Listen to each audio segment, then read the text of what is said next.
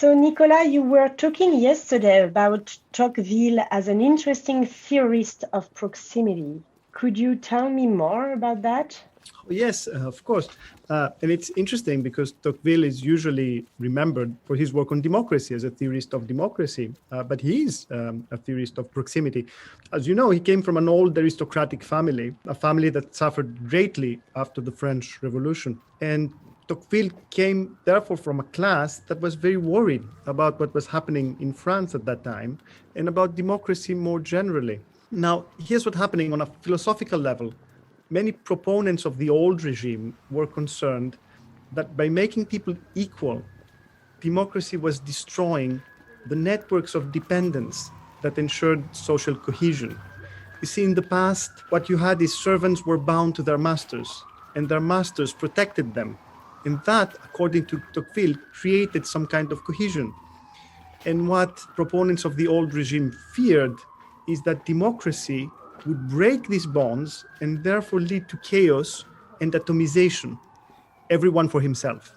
Now, Tocqueville came to America in the beginning to study prisons, but he used his time to observe the country, especially in New England, where we are now, and through the country observe democracy. And what he saw is that democracy creates a different kind of social cohesion, and therefore a different kind of proximity. And he found this proximity in associations, local assemblies of New England, political associations, associations of common interest. In short, he says, what democracy does, and America is an example, is it replaces the old aristocratic, hierarchical proximity with a democratic, egalitarian proximity. And this analysis of Tocqueville has become very famous in the United States, has been instrumental in the elaboration of the idea of social capital amongst political scientists, who have even found ways to measure social capital and make correlations between that and the strength of democracy in a given society. So, along these lines, Nicolas, would you say that Tocqueville was against individualism? It's an interesting question. Look, he certainly didn't like egoism, but he thought individualism was a little bit different. Here's an example. He talked about self-interest. So he said, look, in France, self-interest is very often opposed to the collective good. It's either or. Either you're an altruist or you're an egoist. Either you care about the others or you care about yourself. But he said the Americans have understood that their self-interest is best served through the promotion of the good of others. And he called this the doctrine of self-interest rightly understood. In fact, self-interest rightly understood is a form of proximity of interests, if you want. And now the funny thing is, he says in France, people very often don't want to admit that they're working for their narrow self-interest. So they say that I'm doing something for the collective good, even though maybe I'm doing it for myself in reality. But he says in America, it's the opposite. Even when people do acts that are obviously disinterested and altruistic, they still justify them by saying that it's out of self-interest rightly understood. A little bit as if young people today would volunteer, let's say, to help the poor, but then they have to justify their engagement by saying, oh, in fact, I'm doing it to boost my resume. I have another kind of asymptotic question. Was Tocqueville optimistic about democracy's capacity to create proximity? Well, it's interesting. Not exactly, actually. And we'll understand this better if we go back to individualism. You know, Tocqueville has one of the most poignant, hard descriptions of individualism in literature. And I'll read the passage because we also have a wonderful translation by Arthur Goldhammer in English. Here's what he says. I see an innumerable host of men, all alike and equal, endlessly hastening after petty and vulgar pleasures with which they fill their souls. Each of them, withdrawn into himself, is virtually a stranger to the fate of all the others. For him, his children and personal friends comprise the entire human race. As for the remainder of his fellow citizens, he lives alongside them, but doesn't see them. He touches them, but doesn't feel them. And Tocqueville uses this reflection not only to understand individualism in society and the problems of lack of proximity, but also when he's trying to imagine what he says new features despotism might have in today's world. And what he feared was that this lack of engagement, the passivity, might lead to a repugnant deal when the government or the industry provide happiness for people while taking care of their lives, and while the citizens sit passively and take care only of their narrow public life, private life, rather. And also, Toqueville saw religion as contributing in a crucial fashion to democratic proximity. Can you say more about this apparent paradox? Well, yes, of course. This is very interesting, and of course, it was a paradox, especially in Tocqueville's time, and especially in France, given the conflictual relationship between the French Republic at that time and the Catholic Church. And Tocqueville was instrumental in explaining that there's no inherent contradiction between Christianity and democracy in general. And he saw that, or at least this is what he says, when he observed churches in America. Now, in fact, through one of the many paradoxes that he liked so much, he explained that Catholicism promotes the kind of democratic equality, the kind of equality that he liked. And he said he does this through its hierarchy. In fact, it's because Catholicism divides people in two, clergy and everybody else, that he says outside the clergy, everybody is equal. And he thought that Catholicism predisposes for equality in the same way that he thought Protestantism predisposes for independence. But it's not just religion that has affinities with this kind of democratic proximity. Obviously, we talked about political associations. Tocqueville talks a lot about juries, but he also talks about theater, which is more of your field. So, Sylvain, it's your field. I wanted to ask you, do you think Tocqueville talks about theater as a specific mode of civil association? Well, this is a very interesting question. Actually, there is no doubt that Tocqueville is an advocate of the aristocratic, elitist theater of the French 17th century. But if we put aside his anti-romantic bias against modern theater that he deems too responsive to popular demand, one interesting thing for us today is that he considers theater as inherently, quintessentially democratic. He writes, "Only in the theater does the upper classes mingle with the middle and the lower classes and agree, if not to accept their opinion, at least to suffer them to express one. It is in the theater that men of letters have always had the greatest difficulty establishing the supremacy of their taste over that of the people.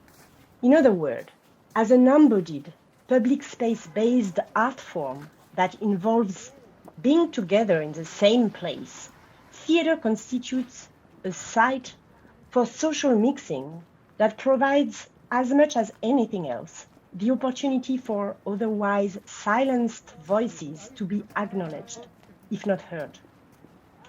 What Tocqueville says is that the physical proximity of theatrical assembly allows to break, or at least breach, the established sociocultural walls and to open up a space for a possible dialogue that simply does not occur outside of a theater.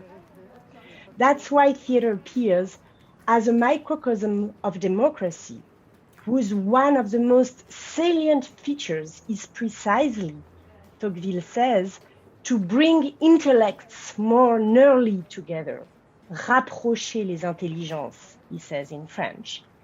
And paradoxically, I find this part of Tocqueville's analysis resonates with Jacques Rancière's idea of an emancipating theater that both presupposes and activates the equality of intelligences, l'égalité des intelligences. But there is then, according to Tocqueville, a danger of confusion in this remolding of the social order to the point that there's no hierarchy. Right, good point, absolutely. Of course, for him, theater suffers from this loss of aesthetic authority, from the dissolution, he says, the dispersion of the social model of good taste into the fragmented relativism of a decentralized crowd. He laments that, unlike during the golden age of Racine and Molière, in democratic theater there is no longer any stable values, no more qualified arbiters of taste, and that theater is thus subject to the tyranny of the majority, his famous phrase, subject to stereotyped and mediocre expectations. But there is an interesting tension here, because at the same time, he says, the increasing number of artists, audiences, and shows creates such a socially diverse and geographically scattered multitude, he says, that, I quote, no agreement is possible among such a large number of judges who render their verdicts independently. The tyranny of the majority is not a unified, permanent, and cohesive authority. Rather, it is structured by disconnection and plurality. Actually, Toqueville suggests nothing else than a decensual community. And what is interesting there is that the political energy of theater precisely lies in this unresolved tension between a uniform mass and a plural multitude. Toqueville described theater as a radical force of opposition that eliminates conventions and normative structures. In the theater, he writes, they will be overturned by riot. Le théâtre comme émeute, theater as riot. The metaphor could not be more telling, actually. Theater, as he wrote earlier in the chapter, brings revolution to completion. So, in other words, despite his criticism of this lawless and violent democratic art, Toqueville in some ways invites us to challenge, to question the simplistic notion of togetherness through theater. Theater indeed allows different groups to come closer together, to congregate in what Jean-Luc Nancy calls an impossible community. United, but not fused, in a communal experience that creates a sense of equality, without, for all that, erasing the differences among individuals. And for this reason, theater is a place where collective values may be collectively reconfigured or even overthrown. To speak modern theoretical language, does Toqueville suggest that there's a political performativity inherent to theatrical assemblies? Interesting. Yes, absolutely. And in some ways, the theatrical assembly is political because it constitutes precisely a space of appearance, to borrow Hannah Arendt's notion, as it has been recently redefined by Judith Butler in her Notes toward a performative theory of assembly that she wrote following the Occupy movement. Public assembly, Butler says, has the power to fashion a we, but a we that is not an identificatory ensemble overshadowing inequalities and veiling bodily differences, but rather the enactment of a community made of commonalities and individual specificities, whose hybridity, so to speak, urges and realizes a critique of existing power structures. That being said, Toqueville traveled in an America dominated and permeated by color prejudice and racialist segregation. So, however critical it actually is, his depiction of American democratic theater might sound utopian or merely theoretical or even or racially blind. What do you think? Yeah, great remark. Actually, Gustave de Beaumont, who was Tocqueville's travel companion, recalls the first theatrical event they attended in the US in Baltimore in 1831. He was puzzled, he says, to see that audiences were racially segregated in carefully demarcated spaces. He observed that white theater goers occupied the first balcony, mixed race people the second, and black spectators the third one. And in shock, Beaumont was then told by an American that, I quote, "the dignity of white blood demanded these classifications." So the egalitarian impact of theatrical closeness was just smashed by racist discrimination. And weirdly, or maybe not so weirdly, but this would be the topic for another conversation maybe, Toqueville mentions that episode in his notes only, not in his chapter on democratic theatre. In any case, it shows that no assembly, no proximity is egalitarian by itself. And if proof were needed, just think of the We See You White American Theatre Manifesto that came out last spring, and that details a list of demands for making the current theatre stage more diverse and less racist.